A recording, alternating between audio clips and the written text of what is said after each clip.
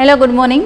આજે આપણે ધોરણ 10માં વિષય સામાજિક જ્ઞાન એમાં આપણે આના અગાઉના લેક્ચરમાં જોયું હતું કે ભારતનો સાંસ્કૃતિક વારસો કેવો છે, કેવા પ્રકારનો છે અને એમાં કેવી કેવી સંસ્કૃતિ જોવા મળે છે. તો આપણે જે પહેલું ચેપ્ટર હતું એમાં ભારતના સાંસ્કૃતિક વિષય એટલે ભારતના ભવ્ય વારસા વિશે જોયું હતું. કે ભારતનો ભવ્ય વારસો કેવો છે તો કે ભાતીગળ છે, અલગ અલગ સંસ્કૃતિ ધરાવતો દેશ જોવા મળે છે. એમાં ઘણી બધી વિવિધતાઓ જોવા મળે છે. એ પછી પરંપરાઓ હોય, રીતિ રિવાજો હોય, મૂલ્યો હોય, ધારાધોરણો હોય, આચારો હોય, એમાં ઘણો બધો તફાવત જોવા મળે છે. એ ઘણી બધી બાબતોના આધારે આપણો ભારત દેશનો વારસો છે એ કેવો બન્યો તો કે વિશાળ બન્યો, ભવ્ય બન્યો. પછી તો કે ભારતના સાંસ્કૃતિક વારસામાં મહત્ત્વની બાબત કેને લેવામાં આવી છે તો કે સંસ્કૃતિને લેવામાં આવી છે.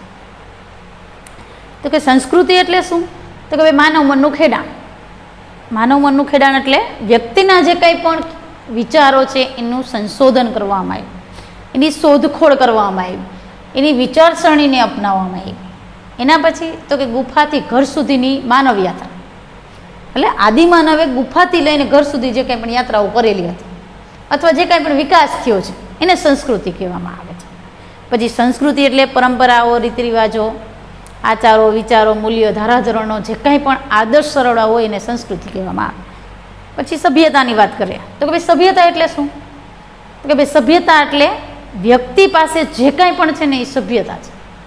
સંસ્કૃતિ એટલે વ્યક્તિ દ્વારા જે કંઈ પણ સર્જન કરવામાં આવ્યું ને સંસ્કૃતિ કહેવાય. સભ્યતા એટલે વ્યક્તિને પોતાની જે કંઈ પણ બાબતો મળેલી છે, વારસામાં જે કંઈ પણ બાબતો મળી છે. દાખલા તરીકે વડીલોનું સન્માન કરવું એક જાતની સભ્યતા છે.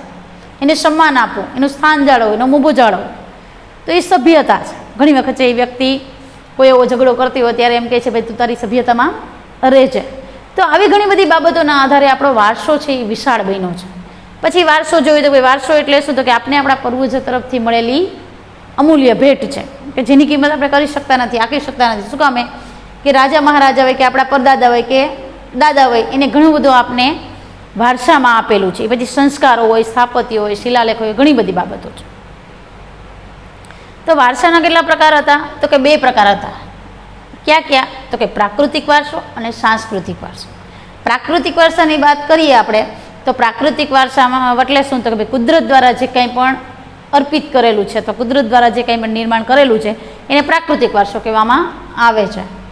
તેમાં કઈ કઈ બાબતોનો સમાવેશ ઝરણાઓ છે, નદીઓ છે, પહાડો છે, મેદાની પ્રદેશો છે, રણ પ્રદેશો છે, વન્યજીવો છે, પશુ પક્ષીઓ છે, વનસ્પતિઓ છે.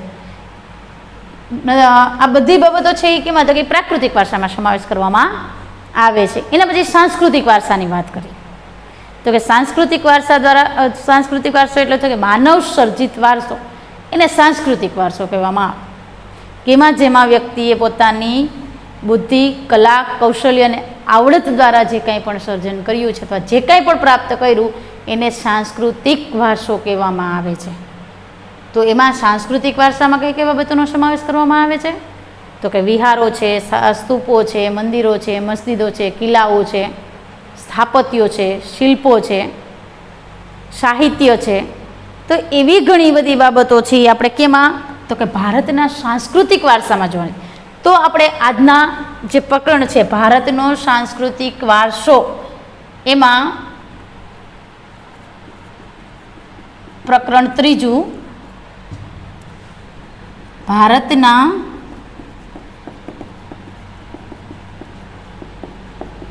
સાંસ્કૃતિક વારસામાં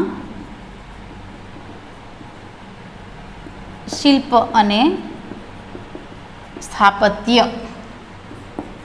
આપણે ભારતને સાંસ્કૃતિક વારસો જોઈ લીધો હતો. એમાં કઈ કઈ બાબતોનો સમાવેશ થાય, ક્યાં ક્યાં જ્ઞાતિઓ જાતિઓની બધી આપણા ભારતમાં આવીને વસવાટ કરેલી હતી એ બધી બાબતો આપણે જોઈ હતી. હવે આપણે પછી ઘણી બધી કલાઓ પણ જોઈ હતી આપણે બીજા પાઠમાં, હસ્તકલા અને લલિત કલાઓ, અને એ કલાઓ દ્વારા આપણા ભારતની સંસ્કૃતિ ભાતીગળ થઈ હતી. પણ આપણે આ પ્રકરણમાં શિલ્પ અને સ્થાપત્ય કલા જોવાની છે કે ભારતના સાંસ્કૃતિક વારસામાં શિલ્પ અને સ્થાપત્ય કલા. શિલ્પ એટલે શું થાય તો કે ભાઈ પથ્થર થાય છે. સ્થાપત્ય એટલે જે નિર્માણ થયેલ વસ્તુ હોય તે.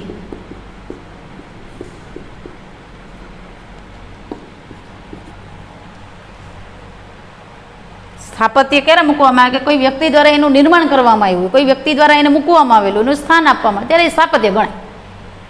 આપણે મકાન છે તે સ્થાપત્ય ગણી શકતા નથી. શું કામ કે આપણે ઉપયોગ કરીએ છીએ, એને કોઈ જોઈ શકતું નથી. પછી સ્થાપત્ય એવી વસ્તુ છે કે ઇતિહાસમાં ઘણા બધા એવા રાજા મહારાજાએ છે એ પ્રજાના કલ્યાણ માટે અને પોતાની જરૂરિયાત સંતોષવા માટે અથવા પોતાની સુખ સગવડી માટે છે એ સ્થાપત્યનું નિર્માણ કરેલું હોય છે. તો ભારતના સાંસ્કૃતિક વારસામાં આપણે પેલા જોઈએ શિલ્પકલા. શિલ્પ એટલે શું? તો કે પથ્થર. તો શિલ્પકલા એટલે શિલ્પીએ પોતાના મનના ભાવોને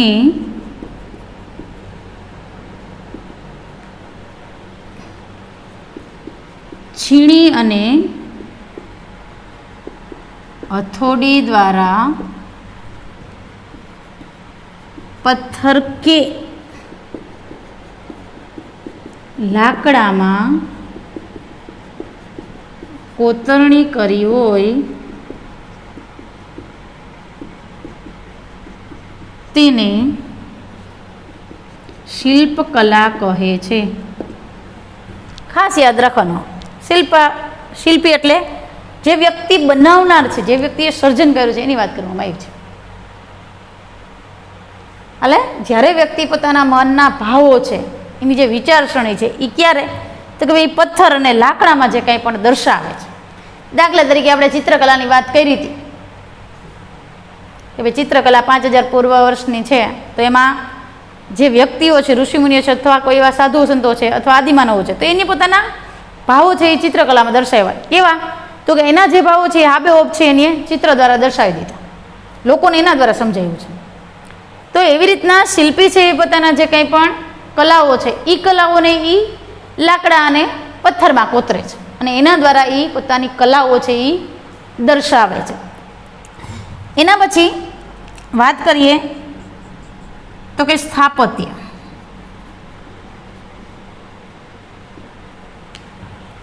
સ્થાપત્યનો સરળ અર્થ શું થાય છે?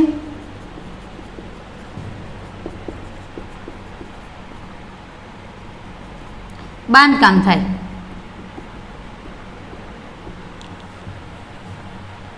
પરંતુ સંસ્કૃત ભાષામાં, સંસ્કૃતમાં એને વાસ્તુ કહેવામાં આવે. શું કહે? વાસ્તુ. વાસ્તુ એટલે આપણે ખબર છે.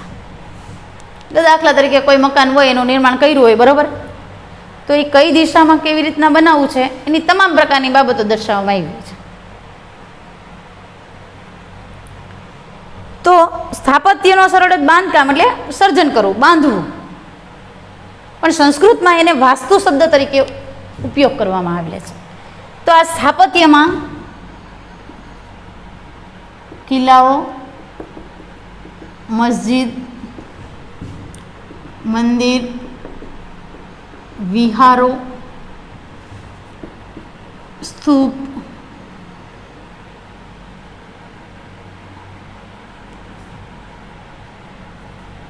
ઘુમ્મટ,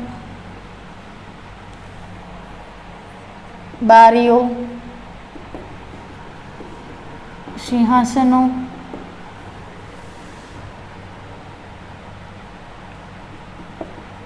વગેરેનો સમાવેશ થાય.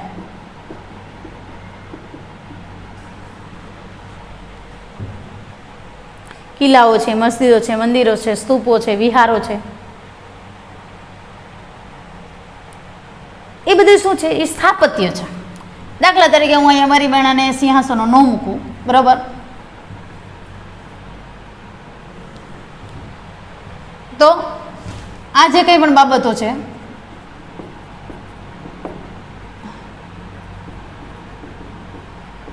એ રાજા મહારાજા દ્વારા શું કરવામાં આવતું? સ્થાપિત કરવામાં આવતું, એને બનાવવામાં આવતું, એનું સર્જન કરવામાં આવતું અને એના દ્વારા આ જે કાંઈ પણ સ્થાપત્ય છે એ સ્થાપત્યનું નિર્માણ કરવામાં આવતું. હવે આપણે સ્થાપત્ય વિશે વાત કરીએ તો સ્થાપત્ય છે જ્યારે એની સ્થાપના કરવામાં આવે, એટલે જે વ્યક્તિ એની રચના કરેલી હોય, જે વ્યક્તિ એનું નિર્માણ કર્યું હોય, એને શું કહેવામાં આવે? તો કે એને સ્થપતિ કહેવામાં આવે.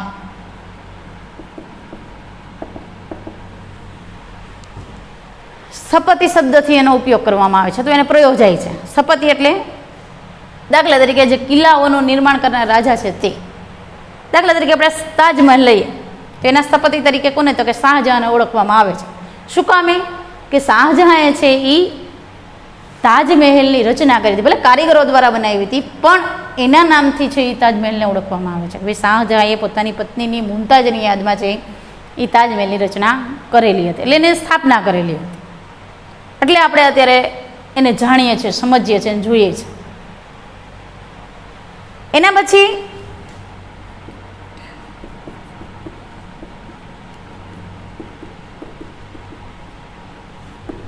પ્રાચીન ભારતનું નગર આયોજન. શેની વાત કરવામાં આવે છે? પ્રાચીન ભારતની નગર આયોજન. અત્યારના નગરો આપણે જોઈએ છે કે જે મોટી મોટી બિલ્ડિંગો હોય છે, અથવા લોખંડની બનાવવામાં આવે છે, સિમેન્ટ પતરાની અથવા પાકામાં વસ્તુની બનાવવામાં આવે છે. પણ પ્રાચીન સમયમાં એની જે નગર રચનાઓ હતી એને કેટલા ભાગમાં વહેંચવામાં આવી હતી? તો કે ભાઈ 3 વિભાગમાં વહેંચવામાં આવી હતી.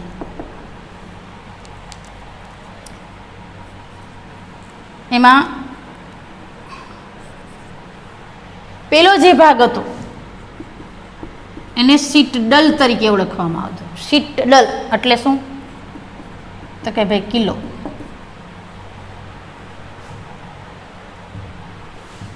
તે ક્યાં હોય છે? તો કે એને ઊંચાઈ પર બાંધવામાં આવે છે.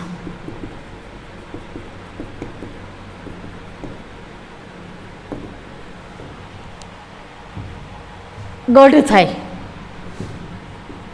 શેની વાત કરવામાં આવે? ગઢ. કે જેમાં રાજા મહારાજાઓ છે એ વસવાટ કરતા હોય છે. એના પછીની વાત કરીએ તો બીજું છે એ ઉપલું નગર હોય. ઉપલા નગરમાં કોણ રહી? તો કે ભાઈ શ્રીમંતો રહે છે.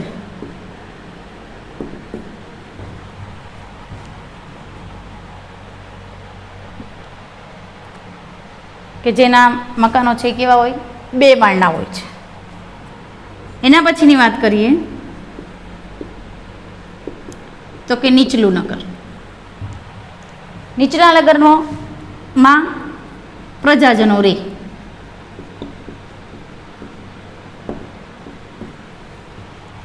અને એ મકાનો કેના બનેલા હોય? કાચી ઈંટોના બનેલા હોય છે. પણ આ ત્રણેય જે બાબતો છે એમાં ફરતી કોર રક્ષણાત્મક દિવાલ છે એ બનાવવામાં આવી હોય છે કે જેનાથી વ્યક્તિનું રક્ષણ થઈ શકે, જેનાથી વ્યક્તિ છે એ સુરક્ષિત રહી શકે છે. એટલે પ્રાચીન ભારતમાં આવું નગર આયોજન હતું. 3 પ્રકાર. સીટડલ કે જે ગઢ ઊંચાઈ કિલ્લા ઉપર બાંધવામાં આવતું. ઉપલું નગર શ્રીમંતોને આપવામાં, એટલે રાજાના દરબારમાં જે મંત્રીઓ કે હોય છે એના માટે રાખવામાં. અને નીચલું નગર પ્રજાજનો માટે હતું, જે કંઈ કાચી ઈંટોમાંથી બનાવવામાં. પણ આ ત્રણેય વ્યવસ્થાને રક્ષણાત્મક દિવાલથી છે એ સુરક્ષિત કરવામાં આવતી. અને એના દ્વારા આ પ્રાચીન સમયમાં ઘણી બધી એવી નગર રચનામાં વ્યવસ્થા કરવામાં આવતી હતી. તો આપણે જોઈએ કે ભાઈ સિંધુ સંસ્કૃતિના જ્યારે નગરોની શોધખોળ કરવામાં આવી, એનું સર્જન કરવામાં આવ્યું, એને બનાવવામાં આવ્યું, ત્યારે ઘણી બધી બાબતો દર્શાવવામાં આવી હતી. અને આપણી જે કંઈ પણ સંસ્કૃતિ છે એ સૌથી વધારે નદીઓના કિનારે વિકસેલી હતી. એટલા માટે એને સિંધુ ખીણની સંસ્કૃતિ તરીકે ઓળખવામાં આવે છે. તો આપણે જ એક એવી સંસ્કૃતિ જોવાની છે કે જે સિંધુ નદીના કિનારે વિકસેલી હતી. એમાં મોહેજો-દડો આ પિક્ચર આપણે જોયેલું છે. એટલે એની આખી નગર રચના બનાવેલી છે કે કઈ કઈ વ્યવસ્થાઓ છે એના સમયમાં જોવા મળતી હતી. તો આ મોહેજો-દડો છે એની શોધખોળ 1922માં માર્શલ મેકેના વડપણ નીચે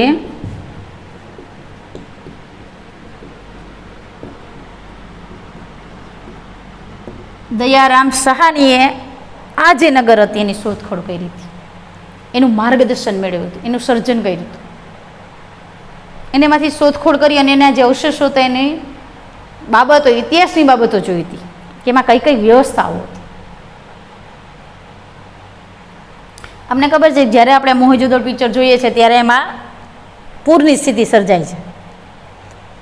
એ પૂરના કારણે આખું નગર છે એ શું થઈ જાય છે? પાણીમાં ડૂબી જાય છે. અને પાણીમાં ડૂબવાના કારણે છે જ્યાં એ લોકો વસવાટ કરતા હતા એનું આખું નગર છે એ પાણીમાં અભ્રસ્ત થઈ જાય છે, નાશ પામી જાય છે. અને એના કારણે એ લોકો છે અમુક પ્રદેશોમાં છે એ વસવાટ કરવા વયા જાય છે. અમુક ઘણા બધા એવા વ્યક્તિ હતા એ પાણીમાં શું થઈ ગયા હતા? ડૂબી ગયા હતા, મરી ગયા હતા. એટલે એ પછી છે એ જે સિંધુ નદીનું પાણી હતું એ ગંગા નદીમાં ભળી જાય છે. એટલે ગંગાનો જે પ્રદેશ હતો એ પ્રદેશ કહેવામાં આવે છે. તો મોહેંજો-દડો છે એનો અર્થ શું થાય છે? તો કે ભાઈ ભરેલાનો ટેકરો. શું થાય? મોહેંજો-દડોનો અર્થ છે એ મરેલાનો ટેકરો થાય છે. મરેલાનો ટેકરો શું કામ કહેવામાં આવે ને? કારણ કે જે પૂર, જે ઘટના, પરિસ્થિતિ સર્જાણી હતી એ પરિસ્થિતિના કારણે છે ને ઘણા બધા લોકો છે એ મૃત્યુ પામ્યા હતા. પ્રાચીન સમયમાં જ્યારે લોકો મૃત્યુ પામતા ત્યારે એને શું કરતા? ઘરમાં ને ઘરમાં દફનાવતા. એ આપણે છઠ્ઠા અને સાતમા ધોરણમાં એ બધી બાબતો ભણી ગયા. ઈમાન ને એવી બધી આવતી, ઈમાન ખાનું, ઈબાદ ખાનું ને એવું બધી. લોકોને ન્યા ઘરમાં ને ઘરમાં શું કરવામાં આવતા? દફનાવવામાં આવતા અથવા રાજ્યમાં દફનાવવામાં આવતા. તો આવી રીતના મોહેંજો-દડો છે એને મરેલાનો ટેકરો પણ કહેવામાં આવે છે. અને એ પાકિસ્તાનના લારખન જિલ્લામાં છે એ આવેલો હતો. એની જે સંસ્કૃતિ ત્યાંથી વિકાસ પામી હતી. હવે આપણે આ મોહેંજો-દડો છે એની નગર રચના જોવાની છે. બધા જે કંઈ પણ નગર યોજનાઓ હતી એમાં 3 સ્તર તો હતા જ. આ જે પ્રાચીન ભારતના જે નગર યોજનાઓ છે એનું આયોજન છે એ 3 સ્તરમાં જ વેચાયેલું. 3 સ્તર એટલે આ 3 વિભાગો હતા. 3 વિભાગોના આધારે છે એ પ્રજાઓ માટે છે એ અલગ અલગ સુવિધાઓ મૂકવામાં આવતી હતી. એ સુવિધાના કારણે છે એ જે કાંઈ પણ આ નગર રચનાઓ છે એ કેવી ગણવામાં આવી? તો કે ભાઈ શ્રેષ્ઠ ગણવામાં આવી હતી. તો એમાં પેલું જોઈએ આપણે નગર રચના. નગર રચનાની વાત કરીએ તો આયોજનની દ્રષ્ટિએ મોહેંજો-દડોનું નગર છે એ કેવું હતું? શ્રેષ્ઠ હતું, મહત્વનું હતું. આ નગર છે એને ભેજ અને પૂરથી બચાવવા માટે એને ઊંચાઈ પર રાખવામાં આવતું.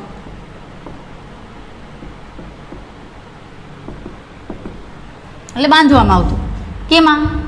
તો કે ભાઈ પ્લીથ ઉપર, એટલે પીઠિકા ઉપર. થાંભલા કહીએ ને જે આપણે, પ્લીથ એટલે થાંભલા, પીઠિકા છે. એ થાંભલા ઉપર છે એ બાંધવામાં આવતું. શું કામ? કે પૂર અને ભેજ આવે નહીં. આ મકાનો છે એમાં શ્રીમંતોના જે મકાનો હતા એ કેવા હતા? કે 2 માળવાળા હતા. એમાં 5 કે 7 ઓરડા રાખવામાં આવતા.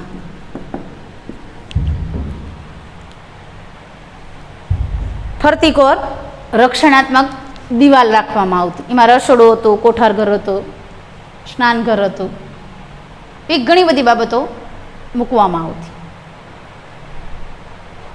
અને એના આધારે છે આ જે નગર રચના હતી એને શ્રેષ્ઠતમ રીતે મૂકવામાં આવતી હતી. અને એની સ્વચ્છતાની બહુ ધ્યાન રાખવામાં આવતું હતું. સ્વચ્છતાના કારણે છે એ સૌથી વધારે છે એ આ જે નગર રચના હતી એને શ્રેષ્ઠ ગણવામાં આવતી હતી. એના પછી બીજું જોઈએ તો કે ભાઈ રસ્તાઓ. મોહેંજો-દડોના જે રસ્તાઓ હતા એ 9.75 મીટર પહોળા હતા. એના જે નાના મોટા માર્ગો હતા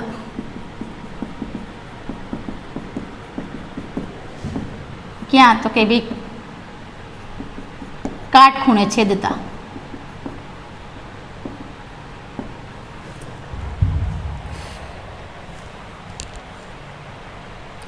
ક્યાં? નાના મોટા જે માર્ગો હતા એ કાટખૂણે છેદતા હતા.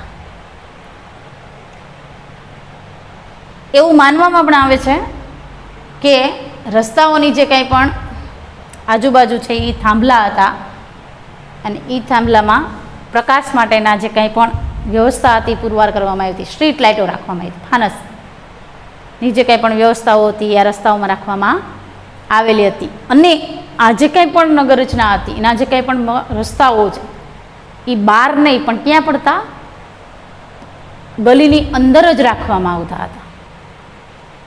એવી સારી વ્યવસ્થા કરવામાં આવી હતી અને એ વ્યવસ્થાના કારણે આ જે નગર રચનાઓ છે એ શ્રેષ્ઠતમ તરીકે મૂકવામાં આવેલી હતી. પછી કેટલા માર્ગો હતા? તો કે 2 રાજમાર્ગો હતા. અને આ જે રસ્તાઓ હતા એ સીધા જતા હતા, કે વળાંક લેતા હતા નહીં. એમાં 2 રાજમાર્ગોમાં એક ઉત્તરથી દક્ષિણ તરફ અને બીજો પૂર્વથી પશ્ચિમ તરફ. સીધે સીધો એ ક્યાં? તો કંઈ કાટખૂણે છતાં.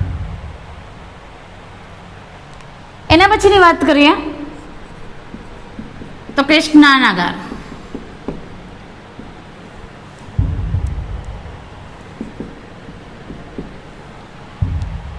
સ્નાનાગાર એટલે નાહવાનું સ્થાન.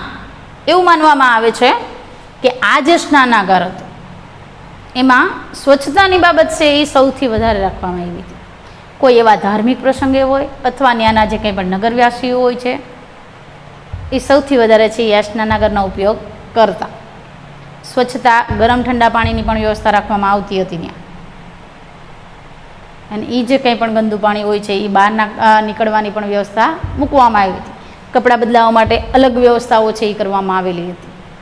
તો આ જે કંઈ પણ નગર રચના છે એમાં સ્નાનાગારને પણ મહત્ત્વ આપવામાં આવેલું છે. એના પછીની વાત કરીએ તો કે ગટર યોજના.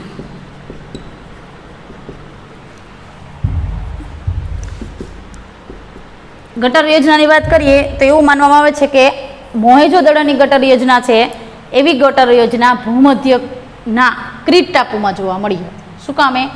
કે અહીંયા સોસ ખાડા રાખવામાં આવતા.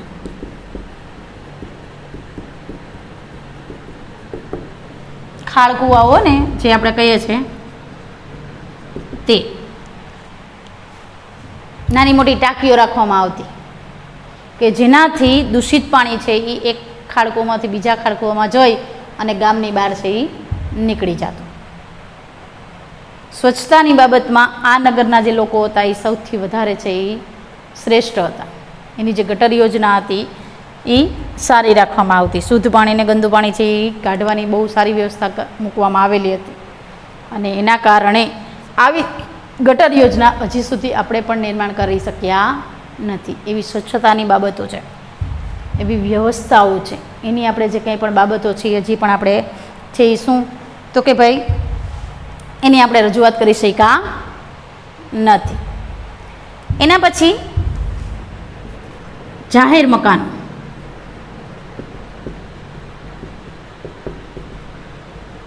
જાહેર મકાનની આપણે વાત કરીએ તો જાહેર મકાનો એટલે દરેક વ્યક્તિનો ઉપયોગ કરી શકતી હોય ને જાહેર મકાન કહેવામાં આવે. આ જાહેર મકાનોમાં મનોરંજન ખંડ છે, સભાખંડ છે, ધાર્મિક પ્રસંગો કોઈ એવું આયોજન કરવામાં આવ્યું હોય, કોઈ એવો પ્રોગ્રામ કરવામાં આવ્યો હોય, કોઈ એવા સેમિનારો, કોઈ એવા ધર્મસભાનું આયોજન કરવામાં આવ્યું તો એ આ જાહેર મકાનોમાં રાખવામાં આવતા હતા. એમાં કોઠાર અને રસોડાની તમામ પ્રકારની વ્યવસ્થાઓ છે એ મૂકેલી હતી. ઘણા બધા એવા મકાનો હતા અને સૈનિકો માટેની રહેવા માટેની અને બેરેક એટલે હથિયારો સાચવવા માટેની પણ વ્યવસ્થા છે એ આ જાહેર મકાનોમાં કરવામાં આવેલી હતી. તો આવી રીતના મોહેજો-દડોની જે રચનાઓ છે, એની જે બાબતો છે અથવા એનું નગર આયોજન છે એ કેવું કરવામાં આવ્યું હતું? શ્રેષ્ઠતમ કરવામાં આવ્યું. તમામ પ્રકારની સ્વચ્છતાથી લઈ અને તમામ પ્રકારની સુવિધાઓ છે એ આ નગર આયોજનમાં રાખવામાં આવેલી હતી. અને એના કારણે આપણી જે સિંધુ ખીણની સંસ્કૃતિઓ છે, સિંધુની સંસ્કૃતિ છે એને ઓળખવામાં આવે છે. તો આ સંસ્કૃતિના કારણે આપણી જે વ્યવસ્થાઓ હતી, આપણા જે કંઈ પણ કાર્યો હતા અથવા આપણી જે કંઈ પણ સંસ્કૃતિ હતી તેનો વિશાળતમ ઉપયોગ છે આ નગર આયોજનની દ્રષ્ટિએ રાખવામાં આવેલું હતું. ને એના દ્વારા આપણા ભારતની સંસ્કૃતિને લોકો જોવા માટે ને જાણવા માટે દૂર દેશથી વિદેશથી આવે છે. તમારે હોમવર્કમાં